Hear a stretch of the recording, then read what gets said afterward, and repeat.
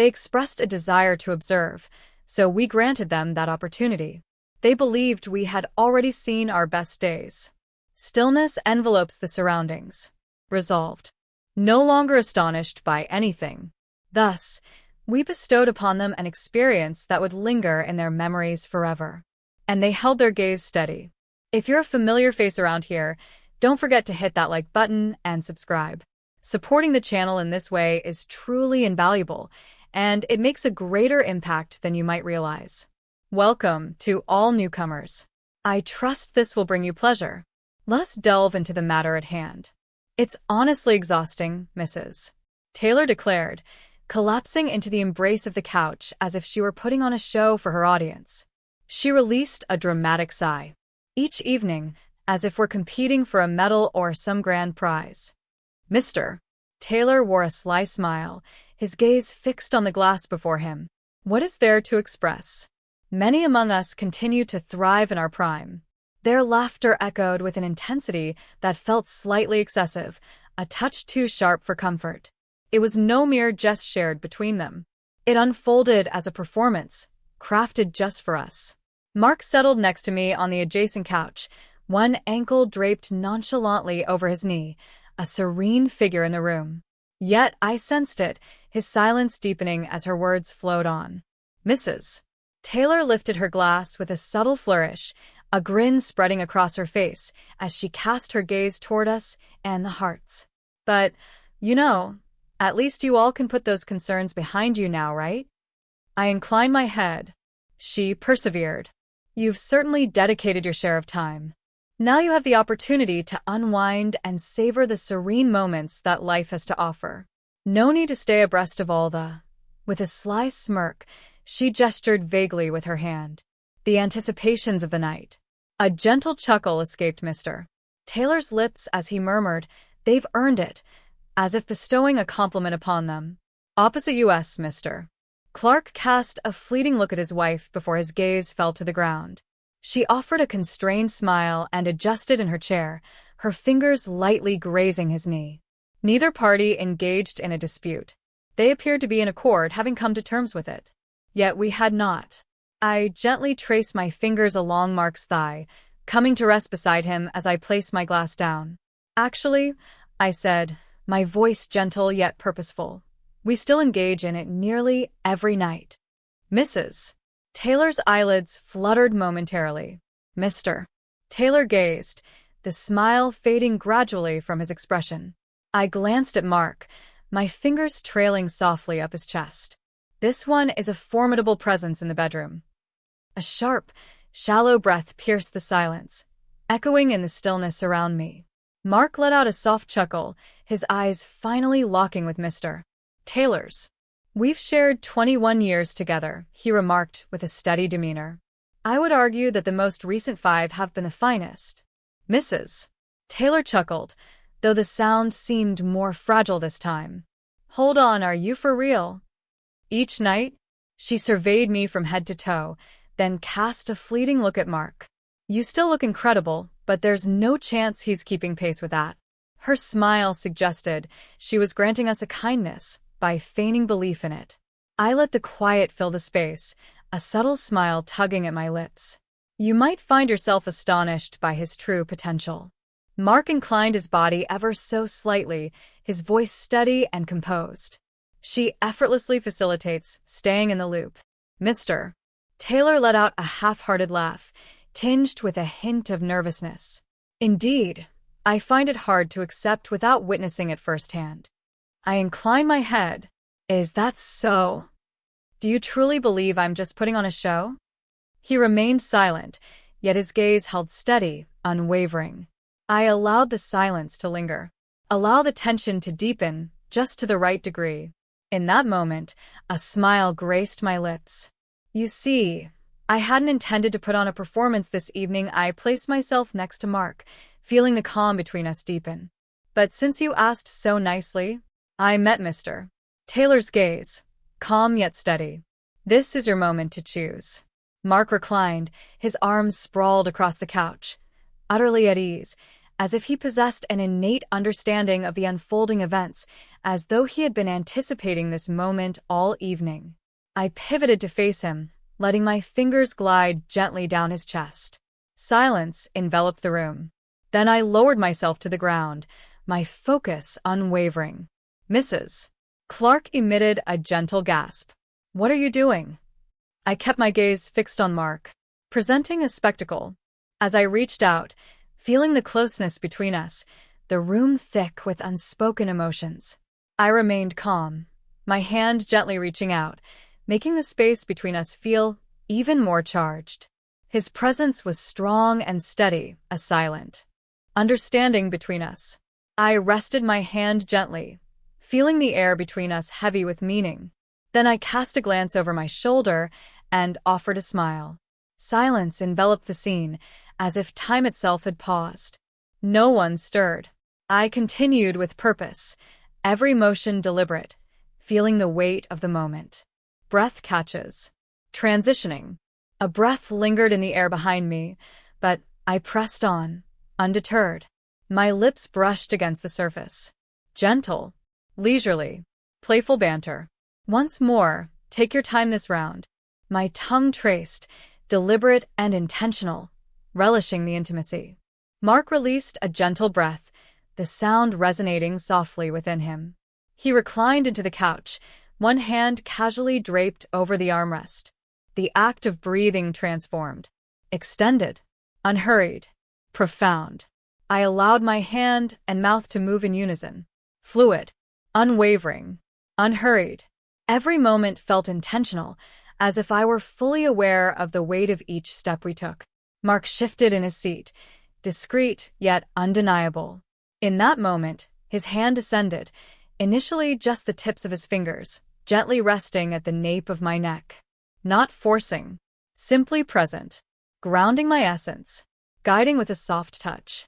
And so I followed. He led the cadence, and I mirrored it as if it were a melody we both cherished.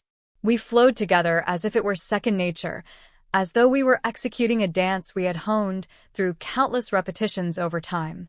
The space behind me fell into silence, yet it was far from vacant. I sensed the weight of their gaze upon me. A profound stillness enveloped them, as if the very air had ceased its motion. Yet, I maintained my concentration unwaveringly, not even for a moment.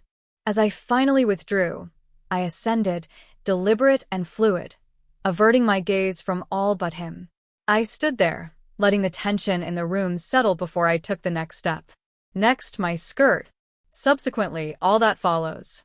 I moved with grace, settling beside him, a quiet understanding between us, settling into place with a familiar fluidity. There is an absence of barriers between us at this moment. His hands found a steady place, grounding us both in the moment. I looked around the room, catching the weight of their gazes. "I trust you found the warm-up enjoyable." And I found my place, pulled in by an unseen force and an inexplicable allure. I moved with purpose, steady and composed, letting the stillness fill the room, knees anchored into the cushions, hands pressed decisively against his chest. Each movement was deliberate, measured, and imbued with significance. Mark's hold on my waist tightened with every movement. His breath grew deeper beneath me, yet he remained passive. He allowed me the freedom to move as I wished, as if he had faith in my ability to dictate the rhythm. I leaned in, our connection more felt than seen, the air between us charged with quiet tension. Then I leaned back once more, shifting the angle, allowing more of my body to react to his. He exhaled slowly through his nose, soft yet laden with tension. I persevered. The room lay in a state of stillness, not devoid of presence, nor entirely quiet, but rather caught in a moment of suspension. In the distance, the couch let out a soft creak. A hushed exclamation of, "Oh my God!" Then another voice, cutting through the air with skepticism. "I can't believe they're actually doing this." I pressed on without hesitation. If anything, I advanced with greater precision, bolder now, more defined at the edges. With intention, I arched my spine, allowing my head to tilt back, savoring the movement. Mark's hands glided over my sides, holding me in place with a warmth that caused my breath to hitch deep within my chest. His focus was sharp, every action deliberate, as we found a rhythm in the stillness. "You're incredible," he whispered. I chose not to respond. I merely adjusted once more profound, more languid, more thorough, allowing him to experience every bit of it.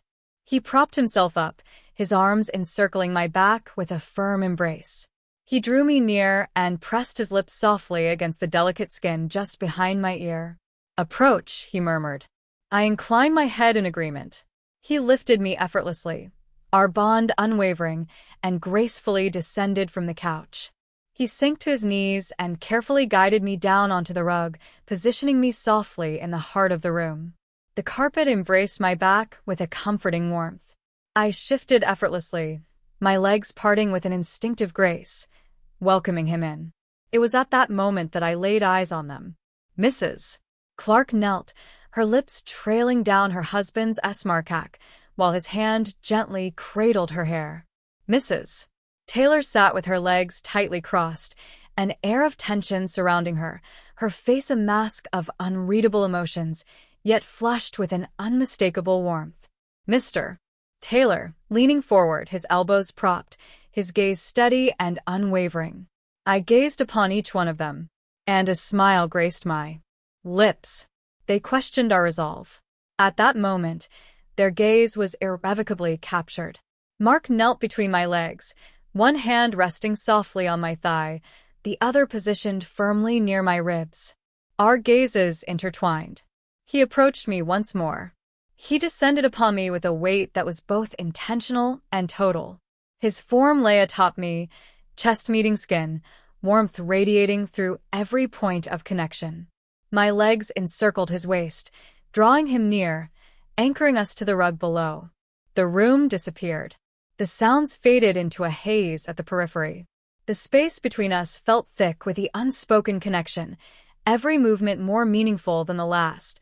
I moved steadily, grounded by his presence.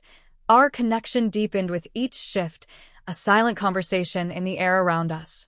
A hand grasped my wrist, intertwining our fingers above my head. The other pressed firmly against the side of my thigh, anchoring me with a subtle strength that brooked no uncertainty. I leaned into him instinctively, allowing the movement to propel us onward. Breath lodged in my throat. His mouth lingered near my neck, not quite kissing, merely breathing, and every subtle shiver within him resonated through me.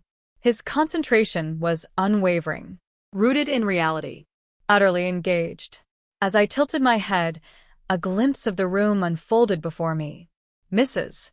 Clark positioned herself above her husband, moving with an untamed grace, her body rising and falling in harmony with his, hands resting at her waist. They were ensnared within it. They were engulfed. Opposite them, the Blakes stood still, as if time itself had paused, with arms tightly crossed and lips pressed into a pale line. Mrs. Taylor remained utterly unfazed. Her husband gazed ahead, his knuckles white as they pressed between his knees. They stood silent, absorbed in what was unfolding, but no words were exchanged. I met Mark's gaze, feeling the weight of the moment between us, shared silently. The motion, the weight, the warmth, it lingered, coalescing into something more substantial. Suddenly, his arms enveloped me, one cradling my shoulder, the other supporting my hips. In one fluid, effortless movement, he spun me around. My hands gripped the rug, knees splayed wide. The sudden shift coursed through my spine like an electric current. Heat surged up my throat. He fell in line behind me. Near. Undoubtedly. Unyielding. "Let go," I whispered. He did not. Hands gripped my hips, and the rhythm shifted completely. Enough is enough. Unfettered freedom. Every movement was imbued with intention. Unwavering. Rooted in reality. And relentless. The resonance of our bodies colliding enveloped the space, akin to a distant thunder rumbling over soft fabric. My arms trembled under the weight of my body, elbows flexed, palms pressed firmly to the ground to maintain my balance. Every fiber of my being tightened, prepared, and then unfurled once more. A fleeting look back, And there she stood. Mrs. Taylor. Her gaze held mine, lips slightly parted, suspended in time. Not in judgment, merely in observation. I remained utterly still, my eyes unwavering, kept my gaze steady. I longed for her to perceive. Then I faced forward once more, allowing everything else to fade into the background. The space between us felt charged, a subtle current running through everything, unspoken yet undeniable. His grip was unwavering. My lungs tightened, my body coiled, elongated, and lingered precariously at the brink. A release stirred within. A sound emerged, part sigh, part wail. I bent forward, quaking with emotion. The world enveloped me in a blaze of heat, a breathless brilliance that illuminated everything in its path. He halted for a fleeting instant, just enough to draw in a quick, shallow breath, then surged forward with even greater intensity. Increased determination. Full of vitality. He pressed on unwavering. Be truthful. If you found yourself in his position, under the gaze of the entire room, how would you have reacted? Would you have restrained yourself, or pushed the boundaries even more? Share your thoughts in the comments below. I shall immerse myself in the pages of a book. Before you embark on your next adventure, remember to show your support by liking, subscribing, and activating notifications, ensuring you stay updated for what lies ahead. Thank you for tuning in.